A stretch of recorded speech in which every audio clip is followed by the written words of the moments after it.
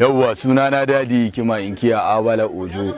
A cikin fim din farin wata sunana Mikiya hangen nesa. Gaskiya dai ina wa dukkanin masoyan mu na fadin duniya da suke kallon fana-fanan mu a ko ina suke, ina wasu albashir da cewa farin wata sha kallo season 2 na bayyana ina ciki.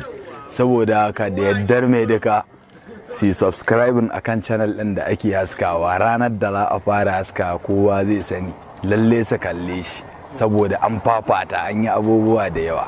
Ni kaina an canza ni, sabanin yacce nake an canza ni abubuwa, za a ganna da su dan kunne da wasu sarƙoƙi, uwa na daure kare duka haka da sauransu. So gaskiya an canza, za a ganna da mota tafkan motoci, ina da ba ta iya ne. Gaskiya akwai sabon abu, akwai abubuwan da ban taɓa yin su ba sai anan gaskiya. So insha Allah za a karba abubuwa, za a ci gaba da nishadantuwa. Masoya, ƙarshe abin da zan ce shine kullum ina faɗa, kowa ina masoyan mu suke, ko a daji ko a gari ko a wacce duniyar, ina alfahari da su. Kuma ko ina masoyi yake ina iya zuwa in ganshi, kamar yadda suke ƙaunata, ba haɗin uwa ba na uba ba waye, kawai Allah ya saka suna ƙaunata, ni ma ina ƙaunar su saboda darabba na ba wahala. One love. Kamar na so in gane ki ko? A ina ba? A airport.